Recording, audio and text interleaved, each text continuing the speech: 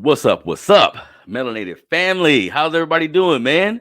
This is your brother Harrison. This is, if this is your first time listening, brand new episode of the Melanated Convo podcast, where we basically have individuals from our community come on to the platform to inspire the family. You're going to learn something. You're going to be a little inspired. You're going to be motivated to go out there and shake shit up.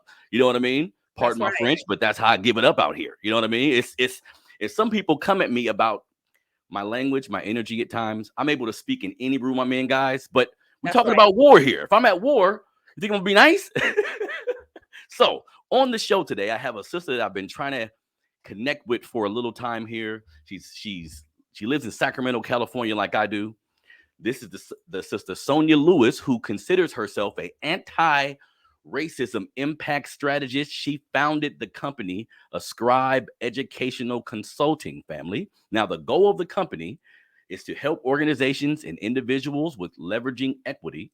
She is an expert at moving organizations past the acknowledging phase to the, acknowledging the systematic negative impact of racism to actually doing something about it. So I brought the sister on the show today. It's Black History Month. What we supposed to do? You know what I mean? I got to have some revolutionaries on here, man, so I can shake shit up a little bit. So on the show today with me, everybody, please welcome Sonia Lewis. How you doing, Sonia?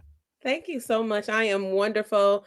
I am in a what you call like a fog or a tunnel vision because I'm trying to get to the end line. I got this event that we planted. There are always clients that are knocking at the door or ringing the phone, and I'm just trying to stay humble and be as unapologetically Black as possible Hmm. in the process. So all of those things make me blessed and grateful, but it also makes me tired and weary and like, damn, did we not just have that conversation 5 years ago, 10 years ago? What we doing? And if we as a community or as a collective humanity can't get it right, then we as a community, meaning us, we're going to have to do some things differently. So hopefully I challenge folks in that kind of spirit to do some things differently. Definitely, definitely. And that's just the fight for anyone struggling to help us get equality, because Right, at times it can feel like you're moving forward, right. at times it feels like you're going backwards. Yep, But Sonia, I always like rely on my ancestors. That's why I'm such a yep. big advocate of history, because I'm like, if they could do it with the type of racism they were dealing with at the time, because some of them, we wouldn't be in certain places. There are certain things that, even though we have a long way to go, there are certain things that have happened for us. And I think it's because someone Black said, you know what? I'm going to sacrifice. So Absolutely. it's needed. You know what I mean? Yeah. All right. So first things first, tell everybody, um, are you from Sacramento, Sonia, or where are you from specifically? I am from the Bay Area. I grew Mm. up in Richmond and Oakland, and my mother had this brilliant idea when she left Chicago many moons ago that she was going to get a college degree and she didn't care how long it was going to take. And eventually, when she graduated with her AA degree from Contra Costa in the Bay Area, she said, it's time for us to move so that I can get my 4-year degree. And we ended up in Sacramento. Sacratomato is what I used to call it back in the day. And I said to myself, oh my gosh, why would you move a teenager during a time where they know their lives and stuff at that, that's a critical time in your life. Hmm. And I said, when I get the chance, I'm leaving this place and I'm never coming back. And I was, yeah. So that's a story in and of itself. But Yeah. yeah, from the Bay Area, when we came to Sacramento, we landed in the Meadowview area, so South Sac. And it's just one of those things where attending Burbank and fighting the Oh. challenges of going to a hood school when you quote unquote are, I don't like the terminology that our education system kind of puts labels on certain kids. When you one of the smart ones and you go into a hood school and all of those things.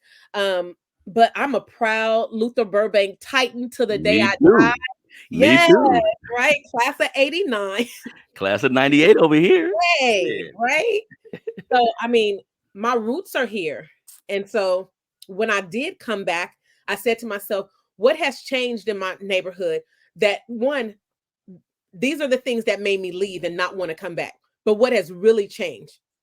And so the only two things that I saw impactful that has changed in this community is the Sam Pinnell Center and the light rail station. And I said to myself, that's not enough. So why aren't our elected officials doing anything to make sure that South Sac is getting the equity or the lion's share of the taxpayer dollars? Because majority of people who live in this community are working class people who own their homes. So Mm. why we ain't getting the equity, in that sense? So South Sac is home, and I want to see change. I want to see things happen for this community in particular. Definitely, definitely. That's inspiring, man. Because I'm from South Sac Yeah. as well. I was on Florin Road every day for 15 years. You know what I mean? Right. I'm well versed in the area, and you're Right. right. When I go to the part of South Sac that I'm from, everything looks the same. Right. Actually, it's a little bit worse, like as far as the streets and the potholes and Right. everything. It's a little bit worse. So really, and that's why I love what you're doing, because Black folks, I think, sometimes get caught up in relying on the system to a degree. So we Right. talking about voting. There's nothing wrong with voting, but you got to put your feet to the ground too. Absolutely. Sometimes we rely on these politicians and the processes that they put before us, Right. when in actuality, you can do something yourself. What that is specifically, you have to determine, but you can do something yourself. Right. So first thing I want to get into, because we're going to talk about your business model and like why. Well, I know why you created the company, but I want to talk about the details and how do you actually get a person or a company to the point where they think differently. But I read that you were a teacher for 20 some odd years. Was this like high school, middle school? I taught high school history and social studies at the high school level. I taught a couple of years at the middle school level, but the bulk of my teaching career was at the high school level. A little less than 20 years. My last teaching assignment was with Sac City Unified, and I was forced to become a whistleblower. And so, if you know anything about, how us sisters are, we ain't. I'm not putting my livelihood on the line so that somebody else can come up on the come up. And so I had a principal who was stealing money out of the program that I was hired to run. Mm, And I refused to sign on the dotted line that I knew where those monies were spent. And so he kindly said, you too much for me to, keep under control. I was like, I know that. And because the district couldn't fire me, but he could, as a principal, request that I be reassigned to another school. hmm, And so the district's responsibility, because they're my employer, was that they had to present me with like positions. And because they couldn't, I legitimately can turn it down. And so, long story short, I ended up in litigation because I wasn't just going to settle for, you giving me a severance package and thinking that I'm going to go about my way and not say something about the corruptness of your organization. And I took that money that they paid me out for 3 years. They paid me a salary for 3 years because they knew they were in the wrong. And I started a scribe because during the time that I wasn't working, parents and students and my colleagues were still calling me, asking me, Sonia, can you help with creating a program to help these kids get out of high school and get into the real world, whether that meant college or whether that meant the world of career. But hmm. those were the kind of programs that I was in charge of. And so I was like, well, shoot, if I'm still getting these calls, then I may as well turn it into a business. And legitimately, that's how a scribe started, was to help students transition from high school to the real world. Wow. So that experience was the antithesis to get you where you are now. That's beautiful, sister, because you know, I always tell people, like, it's Black History Month now, and they they choose the few people they want to speak about. But Right. I'm aware of a lot of people, and when I do research on history for the shows I do and stuff, it's always one or two things that stick out. And typically the individual made a personal sacrifice Right. for the greater good, because what happened to you, I'm sure it happens all the time. All the But time. other people in our community will say, you know what, I have a mortgage, I Right. have kids, give me the pen and I'll sign. Absolutely. But then nothing changes, nothing actually happens. I had an incident with my son, my freshman son. He goes to a private school. We had an incident a few weeks ago where a teacher told him, he walked in the room with his hood on. The teacher told him, take off your hood, you're not in the hood. I went to work. I, I Right. I went to work. She has to leave. She has to be fired, Yeah. or else. You know what I mean? And you have to be confident and be Absolutely. okay with people viewing you a certain way, because Right. sometimes they think we're aggressive and all of this. But for my baby, like, and Sonia, I did that for my son, of course, but Right. I did that for all the other black kids at the school. Absolutely. Absolutely. And that's the thing that a lot of folks, especially in education, don't realize the impact of their word and their actions, right? Because it's one thing that words come across your mouth, it's another thing that they match your belief and it matches your behavior. And Hmm. so that, thinking about what I do with a scribe, I'm trying to shift organizations' beliefs and behaviors, how it translates to the person that you're supposed to be serving, or not just the people that you're serving. If you serve people in community, like your clients and people who are coming off the streets, but also the employees, because employees do have responsibilities to their households and their children and their life. If I do this or if I say that, someone's going to look at me like this, and I might lose my job. And Hmm. we can no longer, the stress of that, imagine the stress of going to work every day, being on pins and needles, because you don't know, if I do this way, if I do the, if I show up with my afro, right, if I show up with dreads, if I show up with a daishiki on, right, and if I tell somebody, no, you can't touch my hair, if I do all of those things and be unapologetically black, could that potentially put a target on my back, and how long will I be in that organization? So that's what it translates to me. And our babies need to know that they're in places, that they are with safe people who are going to validate their lived experiences and who they are. And so Hmm. I commend you for taking them and challenging that school for treating your son with dignity and respect, because that's what it boils down to at the end of the day. Definitely. And the principal acted quickly, and I gave him credit for that, because I don't want trouble. Like, I'm not a troublemaker or Right, someone who just wears his emotions on his sleeve, right. but I'm aware of what this country has done to us. I'm aware of the position that we're in. So with the last thing you're going to do is treat me that way, because I understand this system. So, I had to. Now, you how did so that situation happen with the school? Hmm. It springboarded you into your company that you have now. So tell me, one thing I wanted to know, like, so give me the process of going into a company that may have some blind spots, maybe racist, maybe not, maybe just blind spots, whatever. How do you help them? Give me some things that you do to kind of put them in a position mentally to Yeah. do things differently. It's interesting. I've been doing this work in this community for like 30 plus years now, right? And so the bulk of my clients have already vetted me because somebody else referred them to me. And Hmm. so they know out the gate, Sonia means this kind of business, Hmm. right? Hmm. Which is a blessing in disguise, because I don't have to sugarcoat, but I do Hmm. occasionally run into some, excuse me, some organizational leaders who are not fully vested in the process of what it means to be anti-racist. And so we have to do some assessments. And that assessment for me is saying, Mr. or Mrs. person who's in position to hire me, right? What do you think about your employees, right? If an employee came to you with this complaint, how would that complaint be handled? If you're looking to hire new employees, what is the recruitment and retention looking like, so that you have actually a diverse staff that you are presenting to the community? If you have a client or a customer that's coming in and they are speaking in a way that you think you misunderstand as being aggressive, like I use the example, do I fit the mold of being an angry black woman because I don't have the lack of confidence to tell you that this is BS because it is BS, Hmm. right? And so I present them with those kind of scenarios so that they can then take a step back and be like, oh, okay, I see how I've been perpetuating the cycle, the systemic, the institutional, and the structural racism that is embedded in every system.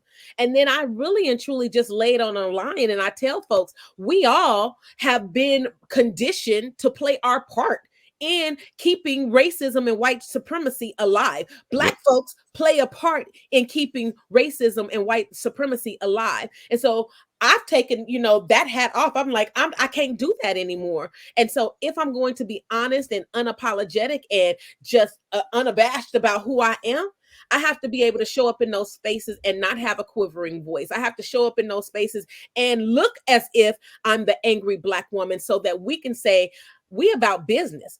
At the end of the day, you know, I'm wearing one of my business t-shirts that says the future is anti-racist. And I wear that around community for a reason. When I get people who are stopping and staring, I'm like, yeah, this message is for you.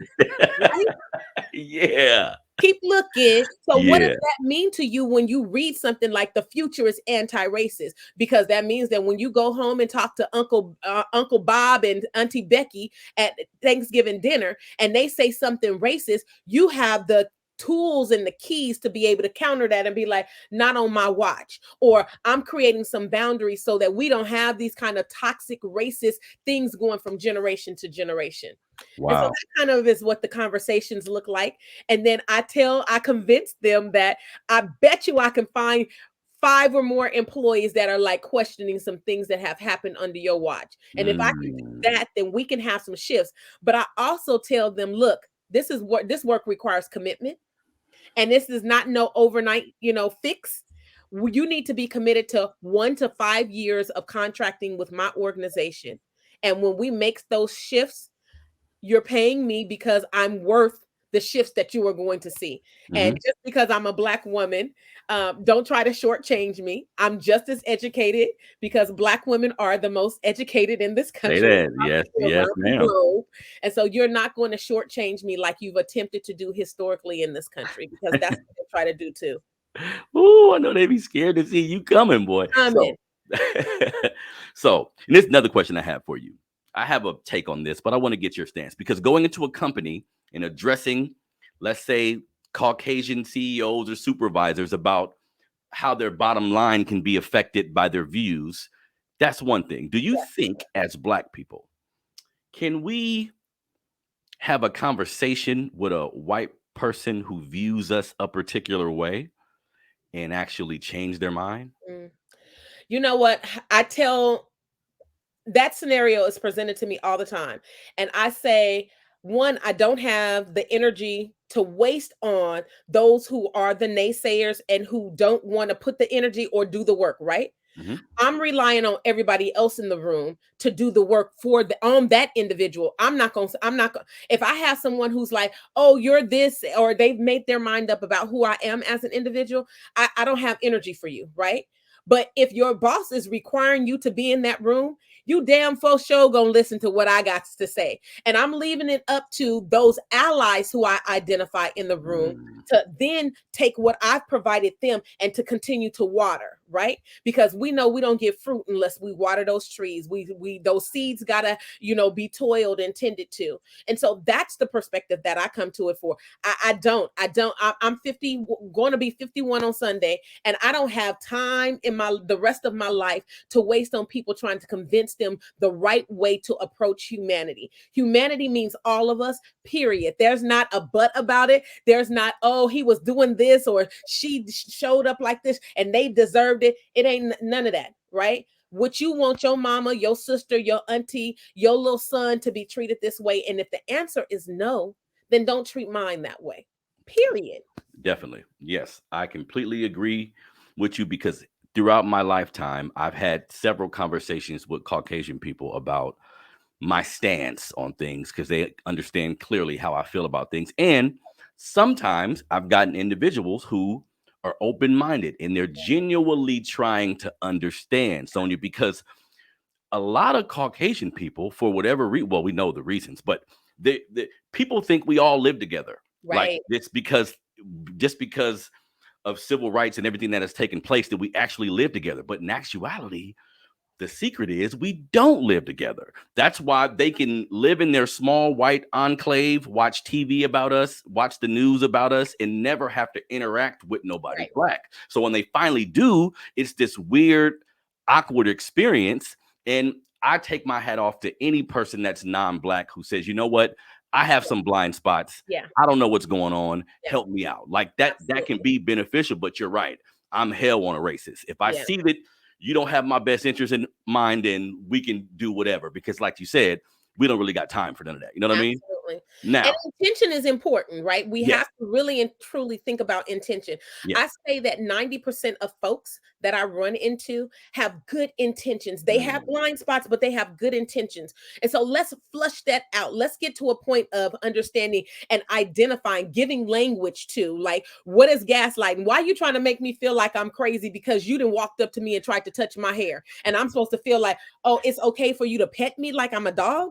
No, you can't gaslight me in those kind of situations, right? You can't microaggress me into being like, oh, well, I told you to do this and you decided to do it your way, but you asked me to be a leader. You can't microaggress me because I'm just not going, I'm not having it. And so I think when we put language to the behaviors that we know are detrimental and add stress to those who are the most vulnerable in any organization, we mm, can no longer give people the excuse that they don't know better, right? Because intention will also get you find yourself in a precarious situation, because if you from the hood I'm from, it could get your ass whooped, mm-hmm, right? mm-hmm, Whether or not you meant it or not. And I need for folks to, I need for well-intentioned white folks to understand that there are still some things that we have to work on. So being an ally it can be a dangerous situation. The first thing that I tell the all, if you got good intentions and you want to build these bridges, don't put the labor on me. Don't put the labor on Harrison to teach you how to be, because Google is your friend. And mm-hmm. probably you got stock in Google, whereas I can't afford to get stock in Google, right? Yes. Because if we're going to talk about disparities and divides, these are the things that keep my community down and allows for your community to thrive. And so I lay things out to folks in that regard. But yes, good intention is, I would say 90%. There is going to be this small percentage of people who are going to hold on to those racist ways. And I do think that it's small percentage. And I do think that it's getting smaller and smaller. And I think that the young people today, young white kids, because they getting big off our culture. They've seen their ancestors and the generations before them steal our culture and love us when we, doing something for them, making them profits. Mm-hmm, But young white kids today, or young non-black kids today, are like, oh, we ain't having that, mm-hmm. because they human just like us. And so I have hope for our future. I definitely have hope as well. I definitely have hope as well. Good, good. So, something I want to touch on that I thought was just amazing. I'm not sure I've ever heard anything like this before. So, when you were 7, the we stand up for the Pledge of Allegiance, and you chose not to, right?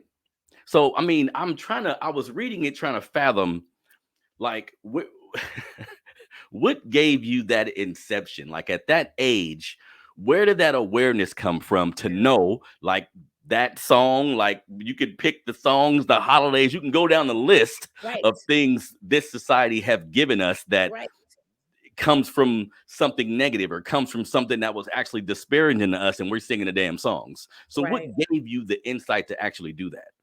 Okay, so I'm gonna first give you something from a just a like so I'm gonna put on my minor in psychology hat, right? Hmm. So from a psychological standpoint, black and brown children, poor children, children who come from vulnerable situations, they learn right from wrong at a really really young age. Now there have been studies to say that our kids recognize difference between the ages of 18 months and 3 years old, whereas white kids typically don't understand right from wrong to the between the ages of 3 to 5. Okay, so that's Mm, the first thing, that we are labored with the stress of understanding adult situations. mm, And so at about 7, I noticed things in my community. I would be like, why is the cops always rolling through our? So my mother sent me to primarily white institutions, schools for education. And mhm. so I was always around the white kids, and I would go into their neighborhoods and I'd be like, dang, this don't look like our neighborhood, right? And so I was like, why are the cops always in our neighborhood? I, at that age, had seen people pulled over on the side of the road. This is in the 70s, right? By cops and being manhandled, right? I heard my father tell stories about that old white man called me a boy and I'm a grown man. So I began to say that one line in the Pledge of Allegiance: liberty and justice for all. And what happened was, probably a month before I made this stance, we had done this lesson on the Statue of Liberty.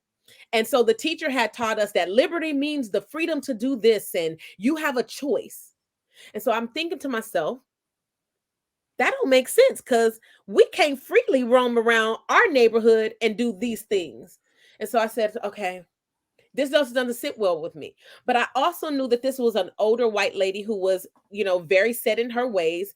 And I just was like, I want somebody to explain to me why, we gotta, like robots, get up every day and put our hand on our heart. I was taught, I learned to read at a really young age, and I was taught that if the heart stops beating, we die. And so taking my hand, I'm putting it over the thing that keeps me alive, and I'm facing a flag, a piece of cloth. Whereas I'm also was raised in the church, and it said you don't praise no idols, and put nothing above me. So I'm trying to, in my 7-year-old mind, this don't make sense. I'm putting my hand on my heart. I'm looking at this flag, and I'm doing it like a robot with everybody. I don't want to be a robot. And so liberty and justice for all, is that happening?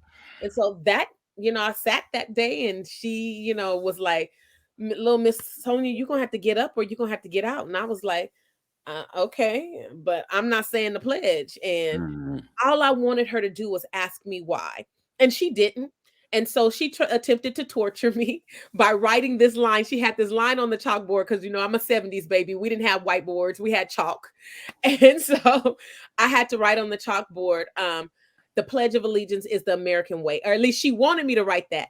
The Pledge of Allegiance is the American way. And so I refused to write that. And I got all of my lunch recesses and all my recesses taken away from me. And all she was really doing was putting fuel to the fire, because I would be in there learning my multiplications and my math facts, and I would be in there reading. I'd be like, oh, okay, so if she say this to me, I got something back for her, right? I'm plotting how I'm going to respond to her next thing that she thinks that she's torturing me. Mm-hmm. And I will tell you that teacher ended up retiring that year, 5 years earlier than she had anticipated working.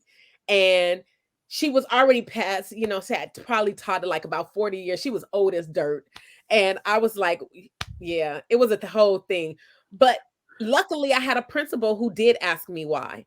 And she became my advocate. She was one of those white folks who had good intentions, and she wanted to better understand, how did you come to this conclusion? And she and my mother were critical in making sure that I did well that year. I tested GATE in the 2nd grade. And so I think the real part of the problem was that teacher wasn't prepared to deal with a really, really smart 2nd grader. Because I had questions about everything. Later on in that year, I discovered that Woodrow Wilson was a racist. And I was like, ooh, if I tell her that we at a racist school and this, why? So that was my next question to her would have been like, why do we go to schools named after racists?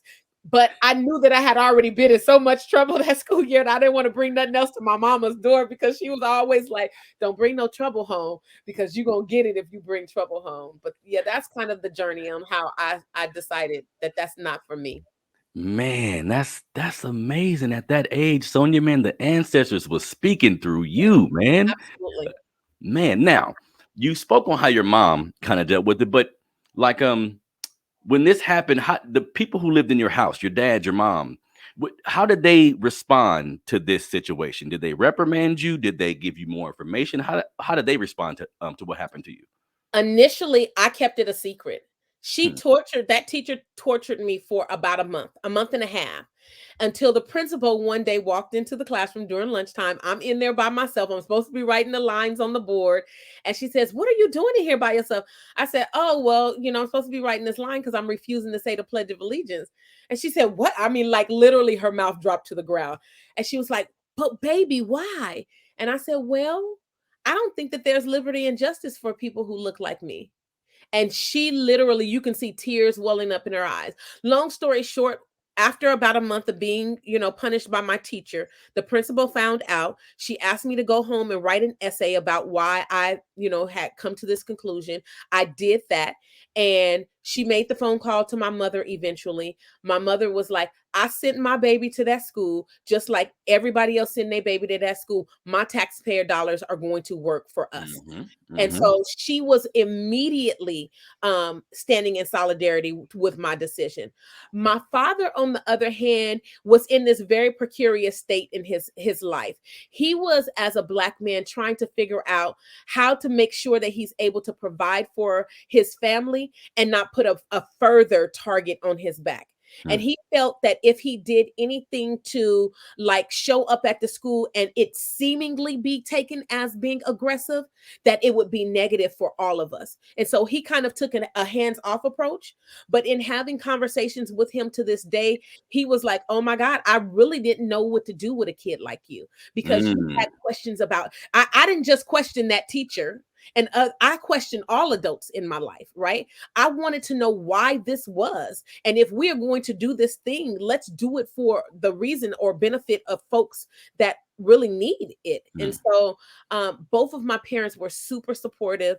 They are the reason, like my house had pictures of Black folks on the wall. We had books with, about Black folks. So I knew from the day that I was born, I'm Black and I'm beautiful. My parents ingrained that in me. And so I didn't feel like I needed to shape shift for somebody else's satisfaction.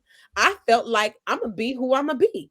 And if you can't answer my question of why, then I'm going to ask somebody else and we're going to keep it moving. But they were extremely supportive. And I say to myself that had it not been for the parents that I had, I might not have been, the Sonia that I am today, because they were very much about making sure that my voice was heard, and that I was, if I felt like I can learn something, that they gave me opportunities to do it. That's wow. That's amazing. Because I was thinking in my head, like, I mean, charity really starts at home. So I think when we look at the system that we live in and how we deal with it, and the decades and decades of the same type of treatment as parents, like, let's say you're a Black parent who don't want to march really, or you don't want to stick your neck out there for certain causes. I get it, but at minimum, you have to breathe certain things into your kids. So you talking about having books in the house, having pictures of Black people around the house. My Black family, listen to me. If you have children and you don't like police violence, like, we protest, we use social media to express how we feel. All these things are great.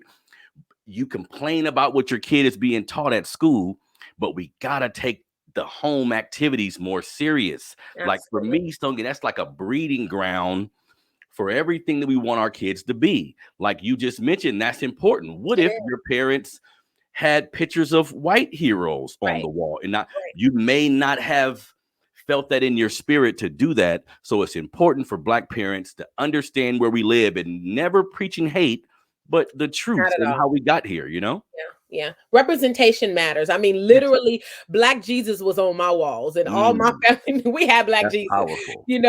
And so, I'm looking at my mother, and I'm in her office right now. There's a picture of Black Jesus on the wall. That's just, how I grew up. And so I didn't believe in a white Santa Claus. I wanted to see myself. If you're going to get me to believe and do these things, I wanted to include folks that look like me. I didn't have a white Barbie doll. My mother made sure that I had black dolls, period. She made sure that she found books that had little girls that looked like me. She made sure that we were doing things, that my Afro puffs were, she did her best. I'll say it like that. She did her best to make sure that they weren't lopsided and stuff, but she, that I was presentable, and that I didn't have a feeling about myself that made me feel less than because I was different. And so it definitely starts at home. I am the mother of 6 boys, and when they come home and they say that they have an assignment for this, that, or the other, I always send them back to school with a note, respectfully: can you find some Black people and add them to this project list? And if you can't, my child will be coming back with a Black person that contributed to science, to aviation, to math, because we know that we are the founders of this world. And Mm-hmm. so I can do that work for you, but I would appreciate if here going forward you do that for yourself, because it's going to be more Black kids that come into your classroom, and you're going to need to cater to us and to our Yep. sensibilities. I just don't want my kids to have to be picking from Abraham Lincoln and George Washington, who owned slaves. I want them to be able to pick from, Eli Whitney, who created the cotton gin and didn't get credit for it or get rich off of it, but his slave master did. I want to be able to have those kind of conversations, because I know that my kids are able to. They're able to articulate and be like, oh, okay, well, that slave master who had X amount of babies with his slave, Yeah. Sally Hemings. And so I asked him, I'd be like, so do you think that she was in love with him and he was in love with her? Because if you had kids with somebody, think of it from, and I'm very real with my kids. I told one of my boys one time, think of it as a pimp and a prostitute, right? And if he has a child with his prostitute that's making him money, is he gonna treat her any kinder just because she had a baby by him? Yep. I That's mean, let's be real. mm-hmm. At Mm-hmm. the end of the day, he didn't free the slaves that he had with Sally Hemings. They still were slaves just like she was. His But you kids. love her and these your kids? That's called rape. Yes. That's hey, Sonia, they try to tell us he had a mistress. They Where? tried to Who, tell it. who agreed to this relationship Right, besides him? right, right. That's true. And our kids need to know, because when we go through history, some of it is gory, some of it is uncomfortable, but the truth is the truth. You know what I mean? So that brings me to your book that's coming out this Sunday, the 13th, by the way. Monsters and Aliens. Talk Yeah. to me about that title, because this is a kid's book, right? It's sort of a kid's book. It is a Okay. book to help us adults, Mm. one, remember who we were as children. I want you to reflect. I want Harrison to read this book and be like, damn, when I was 7 years old, what is that one secret? Because such and such and such and such was a bully, or they treated me a certain kind of way and made me not feel who I could be my 100% of the time, right? And so I want people to identify where they had their first trauma in their life and speak it into existence. Like, I think there is this thing that you and I are old enough to be able to be like, dang, if an adult in my life would have noticed that I was going through that struggle, maybe as an adult, I wouldn't have to heal from those childhood traumas. And so my hope with the book is that adults begin to give voice and agency for young people to express themselves. That's the first hope. And the children's version of just the incident will be coming out in a different book, so that will be available, and then the audio version will also come out. But when I think about the title, it's my like interpretation of good versus evil. And so monsters, in my opinion, are people who intentionally use their power to hurt, divide, and control others. Okay. And I want people to hear me clearly. Like, being a monster doesn't necessarily mean that you are a bad person. It means that we've been conditioned to behave this way. Okay. So my teacher in second grade was a monster in my mind. Like, I literally legitimately was a second grade little girl looking up at this, like, why is she treating me so horribly? And why is she, not treating me fair? Whereas aliens, I've also always considered myself different. And my apologies to those who the term alien might trigger them in some kind of way. But I consider myself an alien. I consider myself a shapeshifter. I consider myself a protector of other people who have differences. I can remember a friend of mine in college. He said, Sonia, you know what? You a bully of the bullies. I'd be like, bring it. Like, right? Where the bully at? Because I want, if we figure out that we stronger than one bully, we can really bring some ruckus, like you said in the beginning, shake some shit up. We stronger than that bully. And Mm-hmm. I've always been that way. My friends on the block back in the Bay would be like, go get Sonia. She gonna but my friends also would be like, go get Sonia because she know how to pray, and go Mm. get Sonia because she gonna listen. And so those are some skills that I think adults don't make sure that kids have and hone in on. And it's something that inherently we all have, but they quiet it by saying, shh, you don't know no better. Shh, you ain't let adults talk. Shh, keep that to yourself so that we can protect Uncle such and such who he get to drinking, and yeah, he didn't touch somebody, but we gonna keep his secret, because if he go to jail, all of the things that go on in not just the Black community, because it's going on in everybody else's community too. And we keep kids quiet, and it causes them harm. And so that really and truly what Monsters and Aliens is about. It's my good versus evil interpretation. This first book is the first of a series. And so my next book is telling the story of 13-year-old Sonia. And she had lots of fun things that happened in her little, life. And we're going to get into those intercommunal, kind of violent kind of things. And we're going to pull back the cover on what it means to, we wouldn't have the R. Kellys in the world, right? Had somebody open their mouth and said, this is not okay. You can't pay me off for violating my baby. You just can't do that. And if I'm going to get rich if you violate my baby, I'm still going to tell the story. You're not going to be able to shape it and silence me in the process. Wow.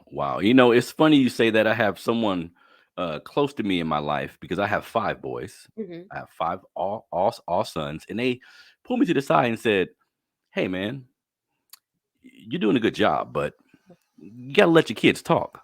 I'm like, "What? What are you talking about?" I know. They're like, "No. You approach things from like a dictatorship position, and you quiet them." And it hurt me, because I'm like, I'm confident. This was a blind spot of mine, but I had to reflect, and I'm like, whoa, I'm going off of what I've seen from other adults. Yeah. Like, my mother let me speak, but in general, when the kids start speaking, especially I can only speak for our community, kids start speaking, and adult is like, no, wait, no, get out of here. When in actuality, you gotta hear them out. You gotta let them get connected to their voice. You know what I mean? Absolutely. I will say that my parents were very similar, and I caught myself early in my motherhood journey of doing this exact same thing. And it's almost a matter of your presence, because you're so confident. You think that that's automatically going to transfer to your children, right?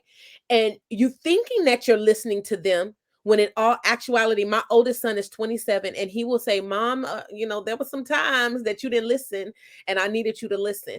And I had to sit with that and admit that, you are absolutely correct. And I apologize. Like, my heart is almost like broken, because I didn't, you're telling me now that I didn't give you that space to get all of what you needed to get out.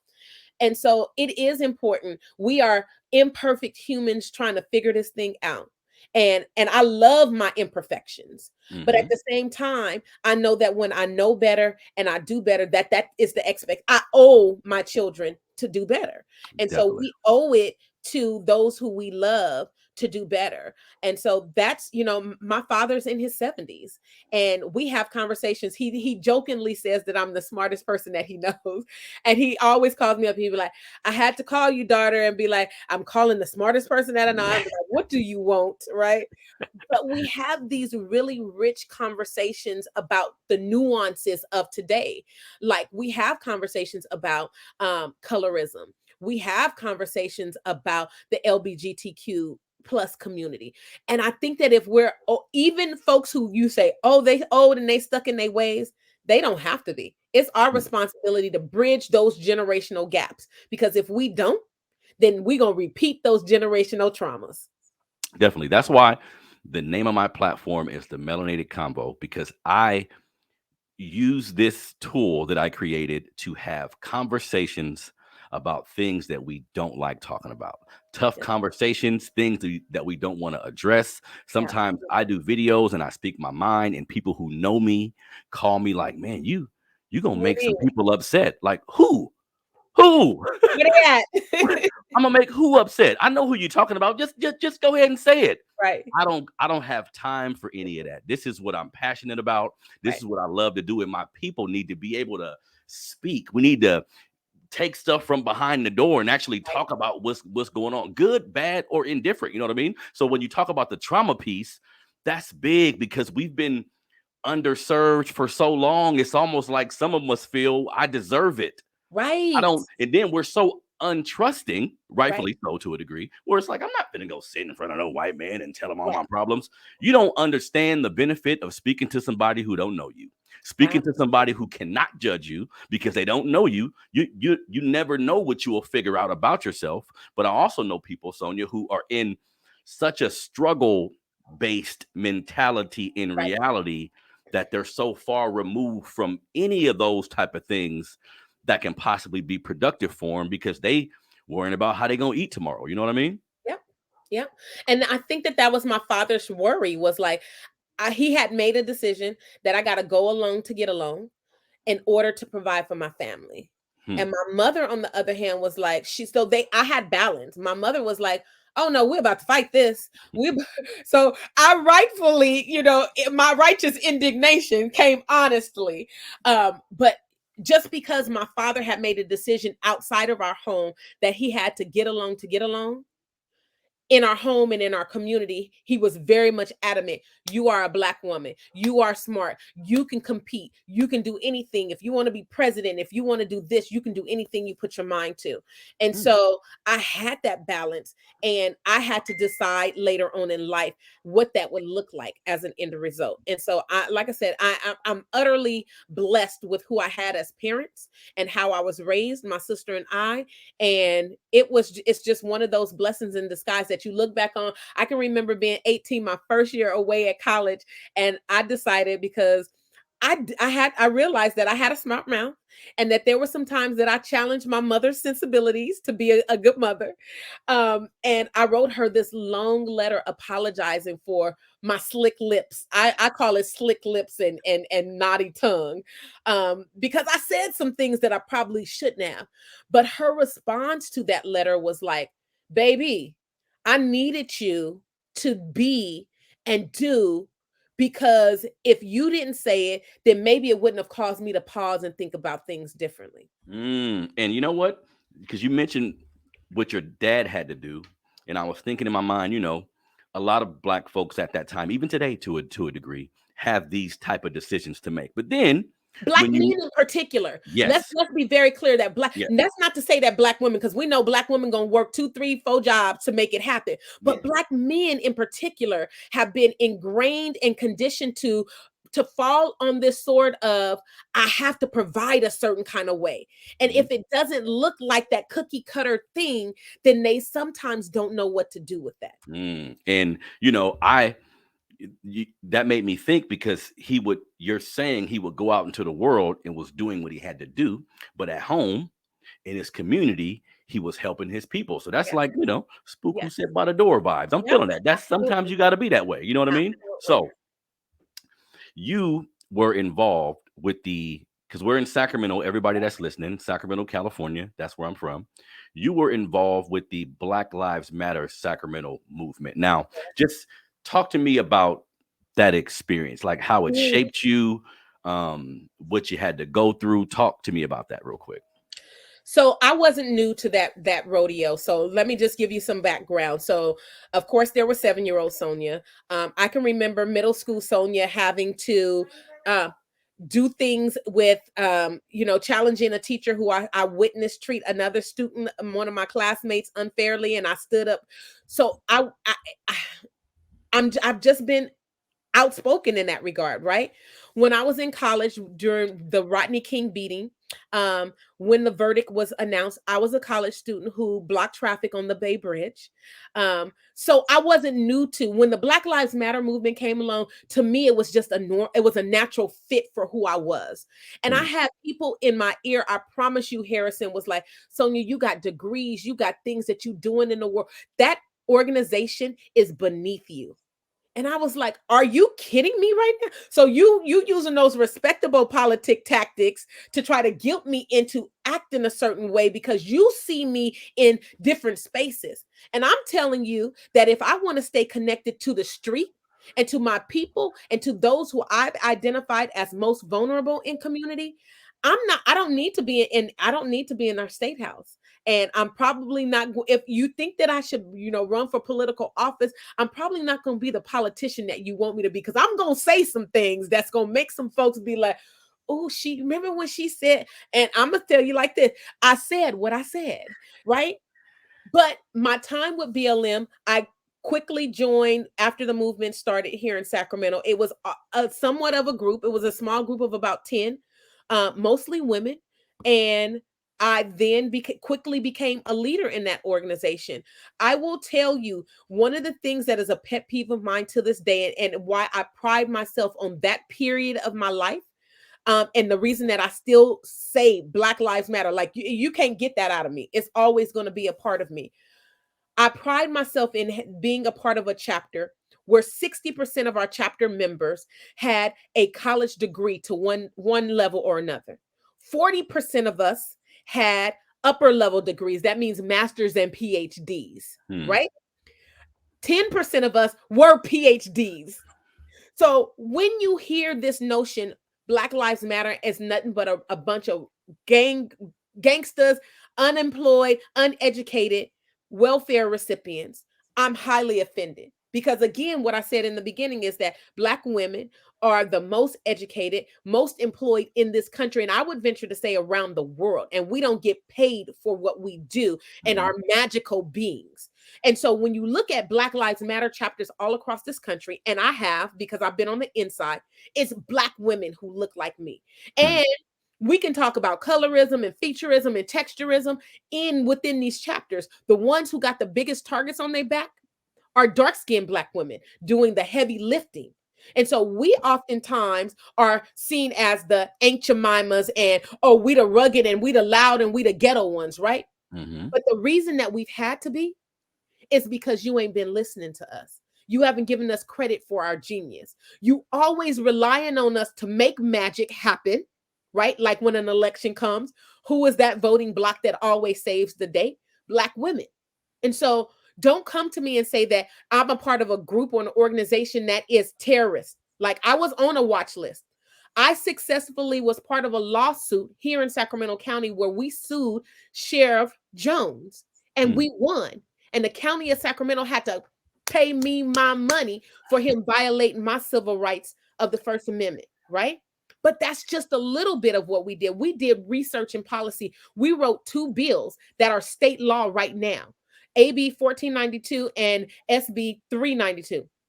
When we're talking about police accountability. The reason that Sac City Police Department now has a 30-day policy of releasing body cam and dash cam video, that's because Black Lives Matter went to them and said, y'all need to give this is public information. Anytime there's an officer involved shooting or there is a threat and abuse in community, we deserve that information. The reason that there's an accountability, a community accountability board is because of Black Lives Matter. So we're moving the pendulum. And if I toot my horn a little bit, I just got to say, we were responsible for shutting down 2 NBA games. And the NBA coming to us saying, where them Black women at that's shutting down our money?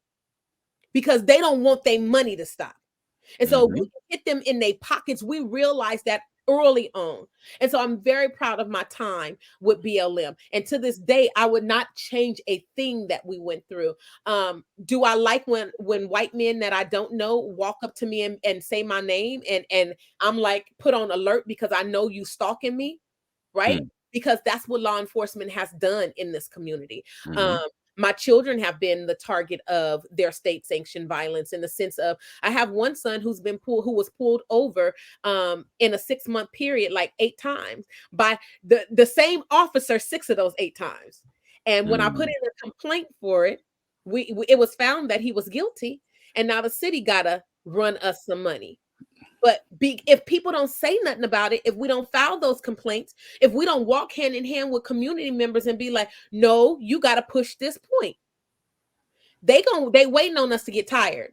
And I'm just not one of them ones that get tired. I'm like Harriet Tubman. You might not come today, but we gonna come back and get you and hope. That's you know what? That's dope. And this is you are the first person that I've spoken with personally who is who has been a part of the Black Lives Matter organization. So that's interesting to me because I think Black people need to realize that all of us can take on a particular role in this struggle. Absolutely. If we don't want to be on the ground, There's Absolutely. several different things that you can do, but we can't talk about the foot soldiers. You know what I mean? Because a lot of people are critical of marching. And early in my life, I was right until I became more of a I would say conscious person. So I'm looking and I'm saying, okay, this is a tool. Like a Right. lot of things are the making awareness, causing a ruckus like that. Right. That's a tool to bring attention that can possibly help. And at the end of the day, Sonia, we have to do something. So Yeah. I don't like when I see people who are very critical Yeah. of the members of our community who are doing things to their intention is to help, and you see them Yeah. doing it, but maybe they make mistakes here or there, Yeah. like a human does. So we Absolutely. become really critical of them. But I tell people all the time, I know a lot of Black people who just go to work every day and come home and take care of their kids, lock that door, and they don't care about nothing that's going on Nothing else, outside. right? And that's, I'm not going to knock you for taking care of your family and providing for them. But if we're going to move the needle, we have to have all hands on deck. All hands on deck. And I will tell you that we had folks in the city, in the county, and the state who look like us feeding us information because they realize I do want to protect this livelihood that I've created, and my career is important to me, right? And they sending us an anonymous email will show up and be like, in Black Lives Matters email, and be like, oh, you need to check out this person in this situation because this is where you're gonna get the answers, and you're gonna find the money trail here, and giving away. So yes, we need to be able to throw the entire kitchen sink at them because white supremacy has lots of tentacles. And those tentacles, like an octopus, are moving around at all periods. One hand don't know what the other hand is doing. And we can't see it all coming at us at one time. Mm-hmm. But we know that these systems that we rely on, education, housing, employment, the medical system, voting, those 5 systems we all rely on to a certain degree. And so when any of those systems are put in jeopardy for our livelihood, then we got to go into hustle mode. And hustle mode is like, I might have to become a criminal. Because if you're talking about, I don't have employment to put food on the table for my kids to eat, I might have to go to the grocery store and go steal some steaks. We're going to eat tonight, right? But because of the way our society is set up, it doesn't see the need that my kids are hungry. It sees that I stole from that store. And so those are the things that Black Lives Matter, other grassroots organizations like the Poor People's Campaign, like Decarcerate Sacramento, like the People's Budget Sacramento. There's so many of them. APTP, Anti-Police Terror Project, all are on the ground doing the work. When a person is in jail and can't afford to bail out, that shouldn't be the reason that they lose their job or their housing. Right? Yep. And 90% of people who are being held and can't afford to bail out haven't even been found guilty. So what are we doing when we're holding people and preventing them from going to work the next day? Because if we had the money to bail ourselves out, we know that it's likely that we can afford a private attorney, and it's likely that our charges are going to be dropped, and it's likely that they don't look like us. So we do things like court support and court watching because we want to present to our county and our elected officials and be like, during this time period, and this is something that BLM did for a long period of time. From this time period, we went to these amount of court cases in the variety of courtrooms in our county. And we noticed that when Black defendants were before your judges, a high percentage of people were offered deals rather than them being given the benefit of the doubt. And there was a high percentage of white folks who ended up in those same situations where either they were able to bail out or they weren't offered a deal because the court system believed that they were inherently less guilty. Wow. Doing the work. That's the work. That's impressive, man. And we need a code of conduct. Like I tune into, if you Black on the internet in real life and you speak about liberation, Yeah. I give you my ear. But Yeah. all too often, Sonia, we'll have an individual who is trying to move the needle, and then this person will be a human and do something, and now we're turning on them too. And I had to learn. It was a process of me learning, like, wait a minute, I need to be on code with my people. Now, if you do something too egregious, I'm still gonna be on code with you. We need to handle it ourselves. I don't want nobody outside of our community reprimanding you. These are hard lessons that I've had to learn over the years, like, how can I be as beneficial to my people as possible? The first thing I got to do is lead with love and Yeah. create some kind of unity. So wait, talk to me about that. So you're Yeah. like, how can we unite? Because I'm going to use the example of BLM Sacramento as an example, Mhm. because we had a leader, the person who is deemed the founder of our organization, who did become very abusive in community. Mm, And when we, with love, tried to wrangle that person in, it was met with defensiveness and I'm gonna show you rather than you gonna get me, right? And our request was, one, step down for 1 year, get therapy, and we gonna walk through the situation as a collective. And we need for some apologies to happen in community, because it's been brought to our attention that some real harms have happened on our watch, and I don't want that dirt on my hand. So I'm going to the source so that we can rectify it in community and take care of one another, right? mhm, So there's some transformative and there's some restorative justice that happens in there. But we also have to approach this from a very trauma informed place, because all of us come to the table with traumas that we've experienced. And mhm, sometimes that trauma is met with defense mechanisms to protect ourselves so that we don't end up having that trauma be the experience we have going forward to protect ourselves.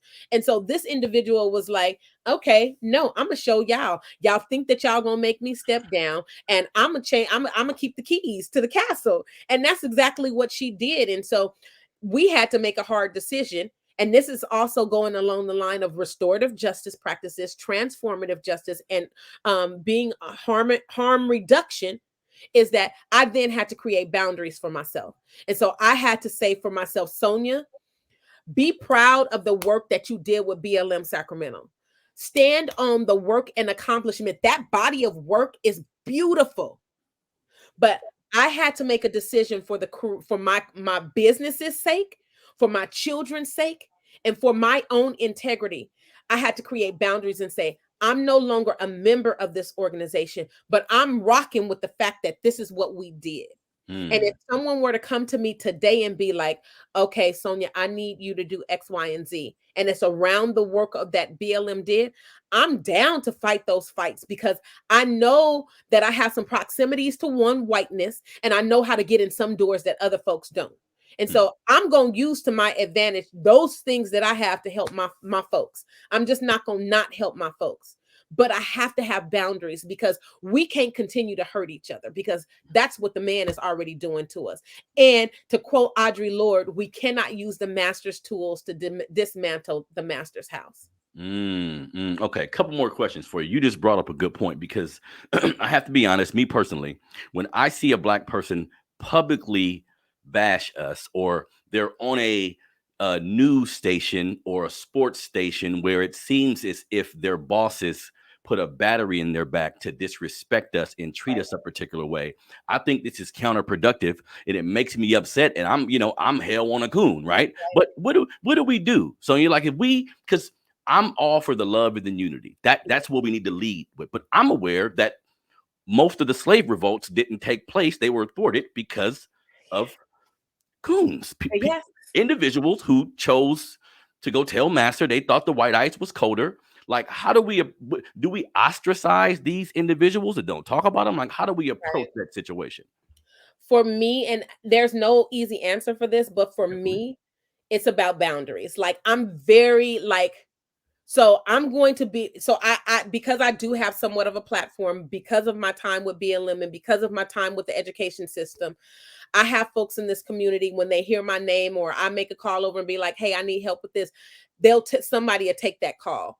And so I can send over a press release and use my platform to our local media and be like, I believe this in this situation. I'm not associated with this, but I believe that there were some egregious things that happened. So I can make those statements in community. I would say that for anyone who has a level of trust in community, like myself, or if you don't, that you still have a voice and your voice is important, but you have to be clear on what your voice is, right? Mm.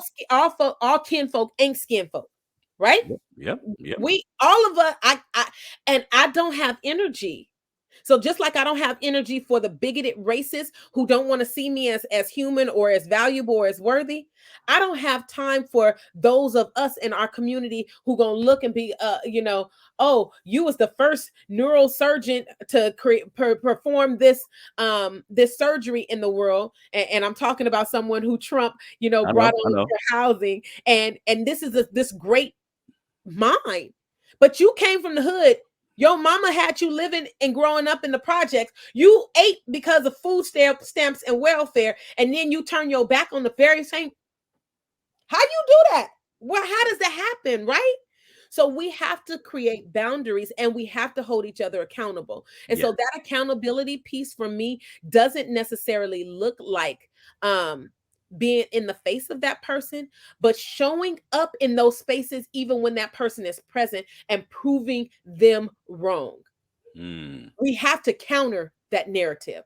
We have to provide another solution. And so that's the work I'm about. Okay, all day long, we can see them coming. I mean, we can name the names, the Of course. Stacey Ashes of the world, Yes. Yes. right? Yes. We can name them. But what energy, what am I going to get out of continuing to keep their name in my mouth? I'd rather put a solution in my mouth and put that out into the world than waste my energy on that person. And then hopefully, because I don't want to alienate someone, right? They are Mm. still part of the village. They are. And See. so hopefully the hope is they don't die ostracized from the village and that they want to come back into the village. But they're going to have to show and prove, like for real, for real. They're gonna be on probation. You're going to be on probation for a long time because I'm going to want to know that you got my back. And you're Yes. going to have to take baby steps and you're going to have to show rather than say. Mhm. One of my life mottos is like, actions speak louder than words. And my grandmother used to say, a closed mouth don't get fed. So if you keep that stuff quiet into yourself, nobody gonna know what you're going through. So Definitely. we have to heal those things. And I would venture to say that the majority of the kin folk who ain't skin folk have some traumas that they've experienced that they need to heal.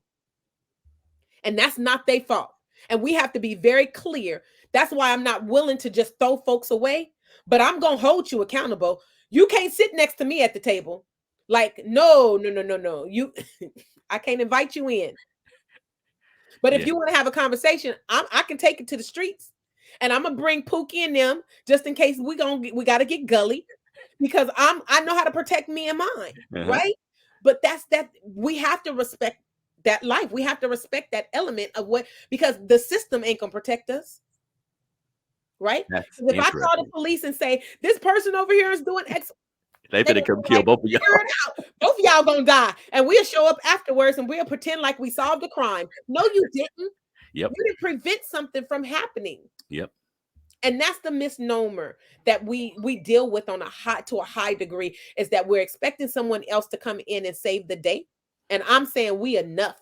We more than enough to save the day, because we didn't save Whitey's day for forever. Mhm. Yep, that is definitely true, sister.